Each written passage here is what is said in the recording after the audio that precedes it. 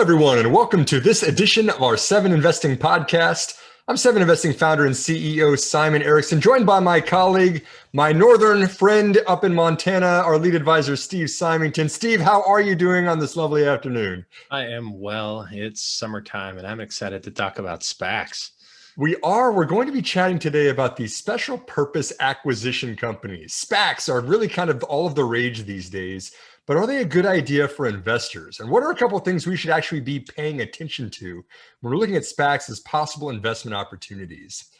Steve, we'll dig into those a little later. And in fact, this is going to be part one of a two-part discussion we'll have about SPACs. In part two, which will be coming later, we'll be taking a look at individual companies that have IPO'd via the SPAC route. But in this one, we're going to be talking a little bit more about the overview of what SPACs are, why they're interesting, and what we actually look for as investors. Yeah, and I'm excited for that second part. And I think what we originally planned to make this a single episode where we just kind of talk about investing in SPACs. And then I decided to hop on Twitter and ask for questions. Hey, what do you guys want us to cover? Any specific company, specific SPAC questions? And we got a bunch of responses and some really good ones. And some of those SPACs that were asked about in that thread we're pretty familiar with already, but some of them were not. And we wanted a little more time to dig in and give you guys a better answer. But for now, this will be a good overview of SPACs and what to watch, how they're structured, etc. Absolutely, Stephen. So maybe to set the framework for this, this is something that I thought was some really interesting trivia that I'll ask to you and also to our audience that's listening is, do you know in what year the world's very first documented IPO took place? Initial public offering. What year? I mean, was it like the 1600s or something? It's like way back when, right? Spot on, Steve. 1602 was when the Dutch East India Company actually allowed an ownership stake for individuals to buy into the company. So 420 years ago, man, that was quite a long time ago. Right, older than America, right? Yeah, and it really hasn't changed that much in 420 years. It's the same process of raising money. You have underwriters, which kind of give you a safety net where you're going to make that much money when you go public, and then it releases to the public markets to trade freely for individual investors such as ourselves. But a lot of companies have gotten a little frustrated with this IPO process. They've gotten frustrated with that first day IPO pop, where if they had just issued shares out to the public through what has become known as a direct listing, they could have captured all that money for themselves rather than giving it to the financial underwriter. And so that kind of led to the direct listing as an alternative to that. But a direct listing does not put money on the company's balance sheet. It is cashing out the insiders directly by selling their shares, and then they get those proceeds, but it doesn't go to the business itself. And so we've started seeing a third option emerge, the SPAC option, special purpose acquisition company, where a publicly traded shell company can raise funds from public investors and then merge with a private company, creating a single entity that trades together through a new ticker that is also on the public markets. And Steve, I will say these are becoming quite increasingly popular.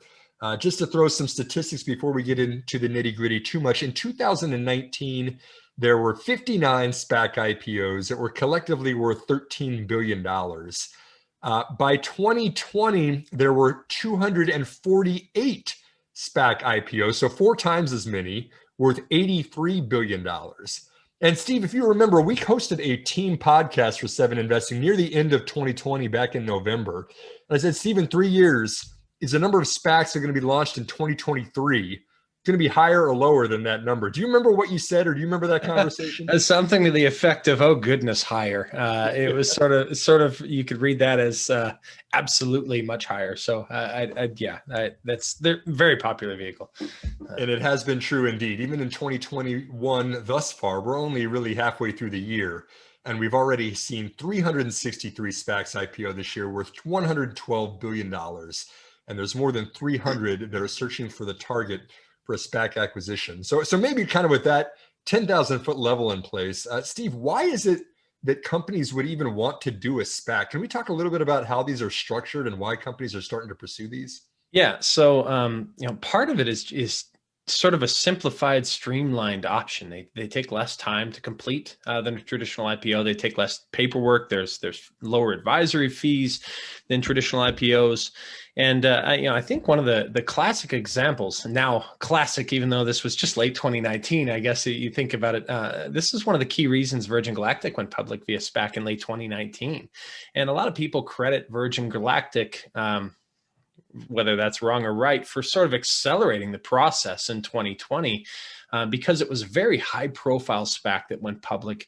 And it's sort of allowed other high profile businesses kind of followed suit. And, the earlier this year, actually, Branson was asked, it was at some conference or something. Someone just directly asked him, why did you choose to go public via SPAC with Virgin Galactic? And he quipped, and this is an oversimplification, of course, but he said, I'm impatient. SPAC gets through all the rigmarole of public companies. Yes, I thought, that's great. Let's do it. And that's sort of, in a nutshell, maybe not the impatience, but there are other reasons they might want to go public via SPAC, but it is definitely simpler and a much more direct way at lower cost to bring your company public. And with the right merger vehicle, it can be a pretty compelling way to do so. Yeah, it really is interesting. I mean, if you're a company like Virgin Galactic, you're Richard Branson, and you want to go public, kind of the option that was on the table for you was to go out there and you hire investment bankers, you hire kind of the Credit Suisses and the Goldman Sachses of the world, and say, okay, how much is our company worth? How much how many of our shares should we bring public, and what's the right price that we'd bring those public at, and how much are we going to capture from that? And you get an answer back, and then you collect those money, and those IPO funds go to your business. You put them on the balance sheet, and then you go out and you see it pop 100% the first day, and then the people that are selling those shares in the public markets capture that benefit. The process that Richard Branson took for Virgin Galactic, as you mentioned, was much faster, had a lot less paperwork than the traditional IPO route. And then also, he's not working with large banks like that. He was working with individuals, which are coming to be known as financial sponsors, who are kind of the jockeys that are making these trades take place in the first place. Yeah. Yeah, and in his case, he was working with Chamath Palihapitiya. I think I said that right, mostly. And he's the social capital guy, and that's you really do need to look at kind of the track record of who you have. And I guess this is interesting. Before we should segue into the next section. This also raises the question of what are the downsides, if any, of not only investing in SPACs as an investor ourselves, but also for the companies looking to go public via SPAC. How can we approach those questions? What's the catch, I guess, and if any? So I think that's a perfect segue of a couple of things that we think that investors should watch for, or at least be cognizant of if you're going to invest in SPACs. And this will lead, like we said, to our further conversation, part 2, where we'll actually be looking at a lot of these metrics for kind of some of the companies that have come public through SPAC IPO in the recent months, and then a couple that we think are fun that are on the horizon as well. Mm-hmm. But the first one, Steve, is kind of the structure itself. We know that when you're buying into a SPAC, you're buying into a shell company where all the money is going, right? You've got all these assets that are going in, typically at $10 a share, where you're raising capital in the first place, and then that is trying to merge with a privately traded company to buy a percentage ownership of that company as well. And we also hear about these things called warrants, which a lot of times, in addition to those initial percentage stakes that you're taking, the financial sponsors who are doing the deals can get additional shares awarded to them if they find the right company to merge with in the first place. Mm-hmm. Any thoughts on kind of the overall structures? We're investors, we're looking at these kinds of things, of how they're being structured. Anything that kind of at the top level that kind of catches your attention when you're investing in a SPAC? Yeah, I think one of the first things I need to keep in mind before we maybe get to the warrants and the sponsored shares options is that we shouldn't get too hung up on the $10 share price, right? Share price taken in isolation means nothing. And I'll repeat it. Share price taken in isolation means nothing.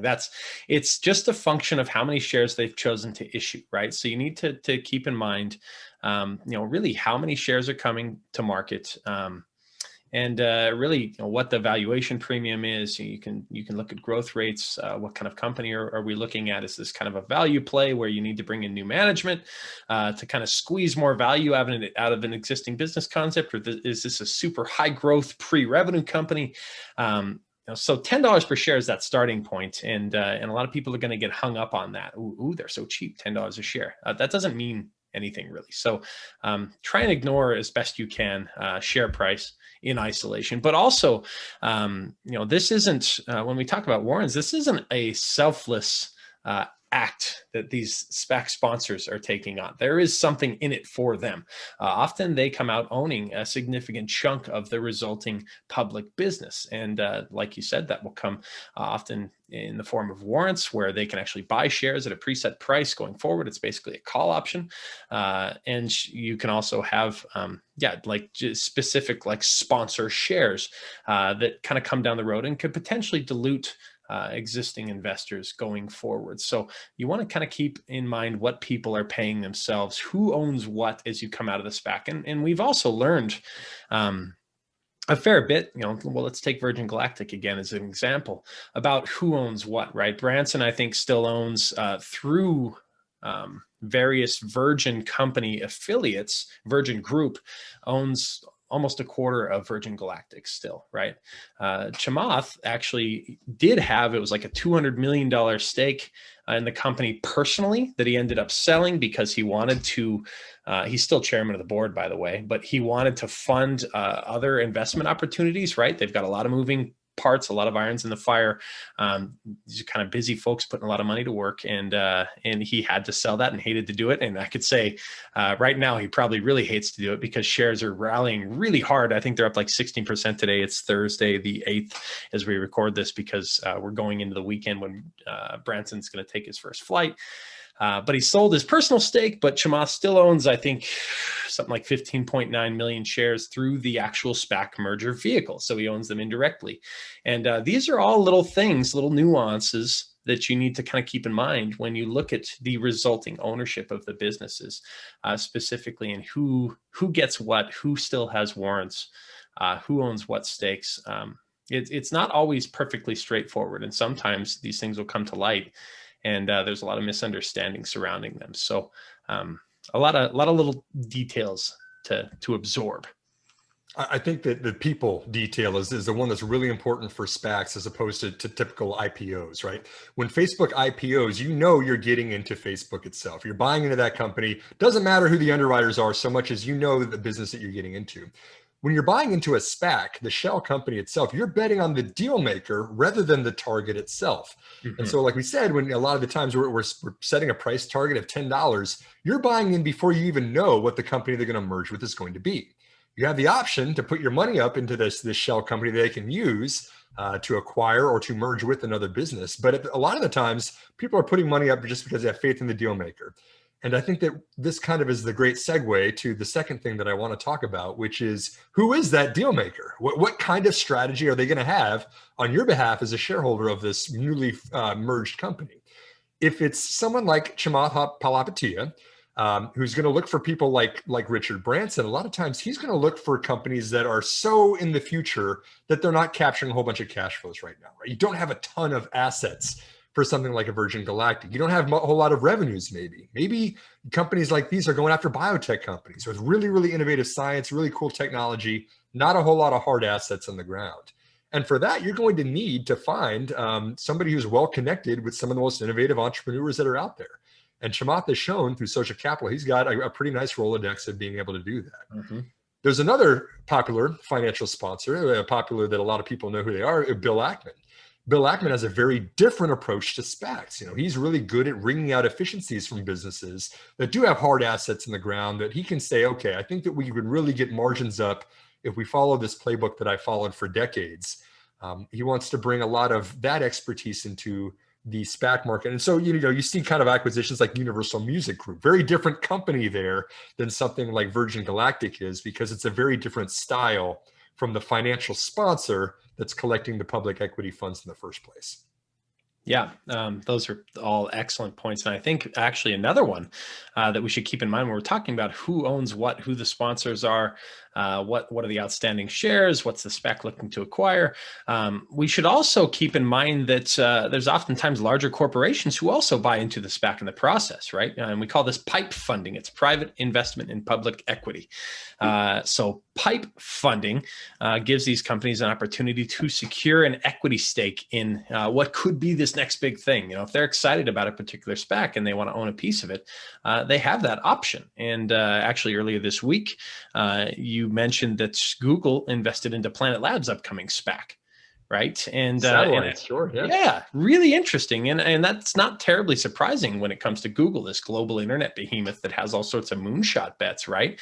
But kind of neat to see a massive publicly traded corporation investing in a small SPAC. It almost gives them, you know, in addition to maybe some of these little bolt-on acquisitions that they're used to making, gives them an easier way to put some of their growing cash hoards to work. We've also seen this with Palantir, right, recently, which I think was just in recent weeks, actually. They invested in 8 different SPACs, and everyone's like, wait a second, what's Palantir doing? I think it was $132 million to work in 8 different SPACs in the form of PIPE investments. And this showed up in one of their 10Q SEC filings, and people are like, whoa, that's interesting. So Palantir, in addition to all of its other interesting merits, is suddenly a major PIPE investor in SPACs. So yeah, that's just something to keep in mind is that you know, it's not just individuals, it's not just retail investors. Sometimes big corporations are you know, they're raising the eyebrows of these companies that think, you know what, these are great places to put our money to work. It's a great point, Steve. We're starting to see more and more interconnectedness between corporations out there, right? Like we've kind of gotten used to the Warren Buffett holding company example. You know, Berkshire Hathaway goes out, acquires companies, and then brings all the cash flows into his war chest of cash that he deploys later on for massive acquisitions. And that's been great. And no one's going to say that Warren Buffett was a bad investor. He's made fortunes for people for decades now. But this is giving more options for corporations to place smaller bets, where you don't have to go out and you don't have to buy, you know, a $10 billion, $50 billion company, whatever size it might be. You can place $132 million of investment into a publicly traded a SPAC fund like this, like you've seen Palantir, like you've seen Google do. I mean, this is kind of a way of spreading your bets and saying, hey, if we catch on to something that really is interesting and intriguing out there, we get some benefits out of this. Obviously, satellites is of interest to Google. Palantir's got a whole lot of interest in a whole lot of industries right now. Yeah. It's kind of maybe it's an investment, but maybe it's also from the business side of things, a way to kind of set the scene for future business that operationally might be beneficial as well. Yeah. And another thing to keep in mind is there are, you know, these individual investors, whether it is the SPAC sponsor or, you know, corporate insiders, I guess, let's focus on them right now. There are lockup expirations for SPACs as well. So normally when we're talking about lockup expirations for recently IPO'd companies, right? So if a company has recently gone public through a traditional initial public offering, then you have a lockup expiration. It's usually like 6 months or something, right? 180 days. And after that point, then insiders are allowed to sell all or some of their stakes. And this is something that can potentially put selling pressure on a stock. But in other cases, people, it's kind of much ado about nothing, because these insiders say, you know what, I want to keep hanging on, and I'm not going to sell a share. And that happens sometimes. And then you have everyone breathing a collective sigh of relief, and the stock just kind of does its own thing. But with SPACs, from my understanding, at least some cursory research, the lockup expirations tend to be a little bit longer. So you have a lockup expiration of between maybe 180 days and a year, right? And then you'll have that. So something to keep in mind. And as you're researching SPACs, there's no shortage of information to dig through. And you'll very rarely see people or maybe a quick article online doing a comprehensive review of a SPAC prospectus. And I was happy earlier as we were kind of perusing some of the responses on the Twitter feed when people were asking us what companies to look into. And one of the companies on our radar is SoFi. And I think that's another Chamis SPAC, right?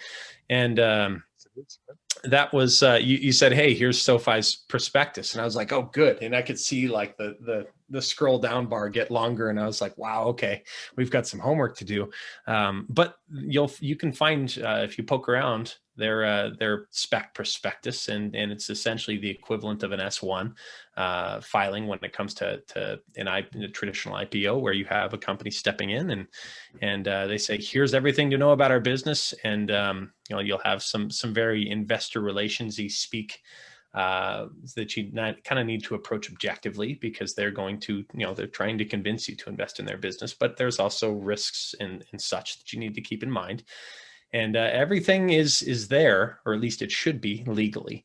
But there's no shortage of due diligence to perform when it comes to trying to figure out whether a SPAC is worth your investing dollars. And Steve, we are going to do a lot of that due diligence here in the next couple of days. You and I are going to go through those prospectus documents that have been filed for SPAC IPOs. It's going to be really interesting to see what we find. Maybe before we get into the nitty gritty of that, at a high level, what do you consider to be risks of investing in a SPAC? What is something that you would be wary of, or at least caution people to be aware of before they jump in and start buying into SPAC IPOs? Right. I mean, we've mentioned a couple of them already.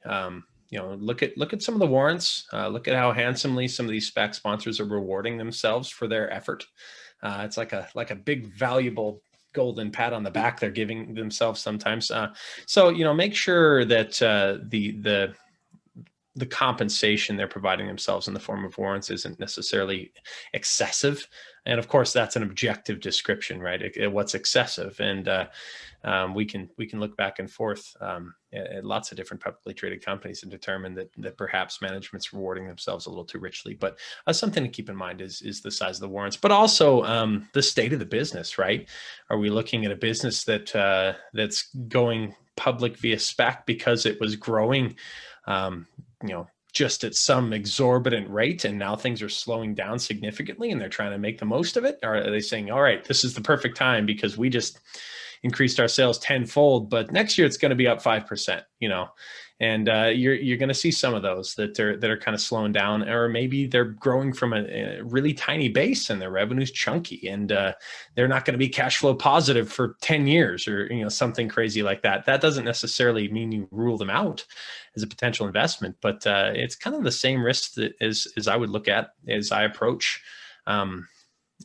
investing in any normal publicly traded company is what's the state of the business? Is this going to be like a high growth pre-revenue business, or is this more of like a value play that needs to be kind of squeezed and massaged to make the most of their existing business?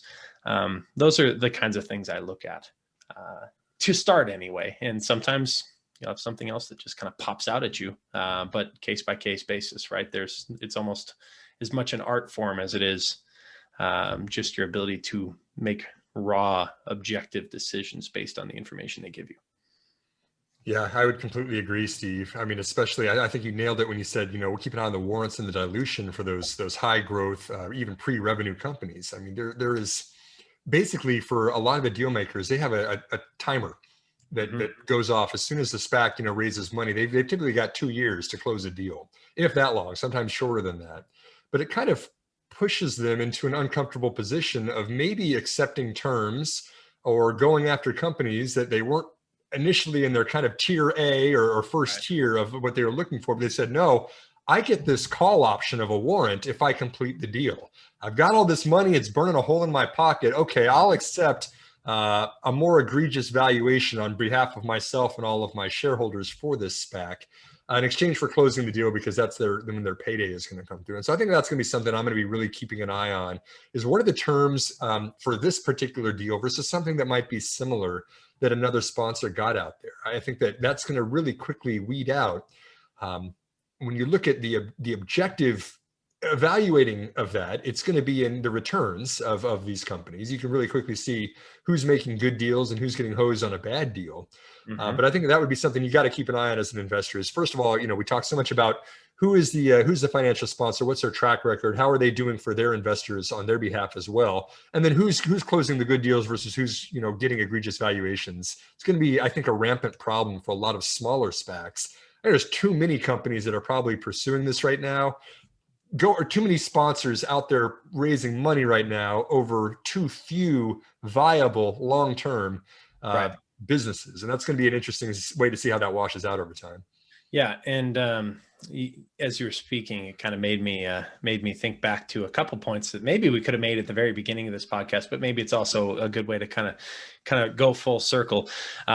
There are kind of two different states that you can invest in these SPAC companies. Like right now, for example, you can invest in Virgin Galactic by buying its publicly traded shares. Post-merger, it's all finished. It is now a publicly traded company. It has merged. So you don't have to go back and buy the social capital. I can't remember the exact IPOA, right? The first one Chamath did. Yep. That's what it was. And now it's SPCE is the actual formal ticker.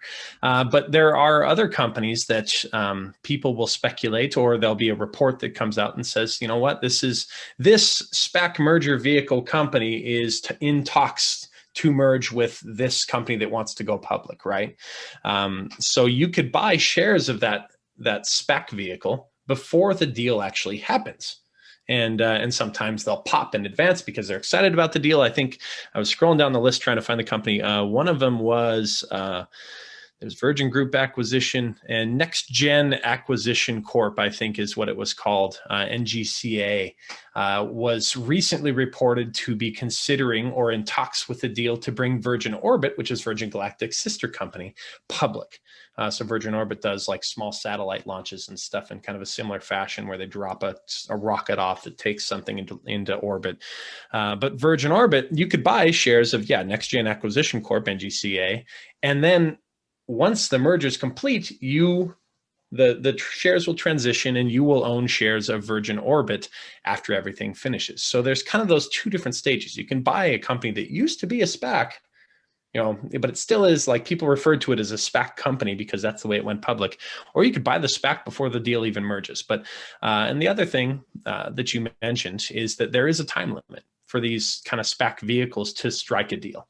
And if they don't make a deal by the time that time limit is basically exhausted, then the money that they raised gets returned to investors. So if you owned, you bought 10 shares of this SPAC vehicle at $10 a share, and you put $100 to work or something in it, and they don't make a deal by the time their time limit is up, then you get your money back.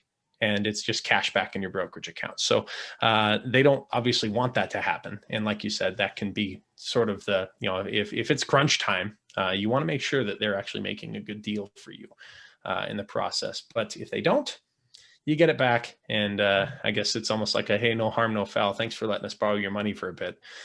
Yeah. Yeah.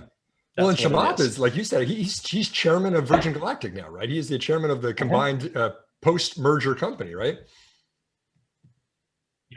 Yeah, and I think that was sort of one of those things. He's like, I mean, just fantastic terms. Said, well, I get to be chairman. Yeah, and I think that they got, if I remember correctly, Social Capital got 49% ownership of Virgin Galactic, and Chamath goes on and becomes the chairman. I mean, that's really good terms for his side of that equation. There's other SPACs you see that the SPAC shell company is only getting 10% stake, and all of the operating and kind of control of the company stays in the hands of the management that was before the SPAC even takes place. So it's going to be real interesting to see kind of comparing terms, comparing deals, see who's getting really, really favorable terms and seeing what they're doing with it. Just like you mentioned, the timer is ticking for them to complete these. Okay, great. So Steve and I, we wanted to give an introduction to SPACs in this part one of our two-part podcast. When we come back for part two, we're going to be actually looking at some specific companies. We're going to get under the hood of those and really look at the terms, look at the warrants, understands what these deals are looking like for investors, and give our personal thoughts on some of the recent SPAC IPOs and a few that are also coming up in the future. So on behalf of my colleague, Steve Simonton, I'm Simon Erickson. We're both here from 7 Investing, where it's our mission to empower you to invest in your future.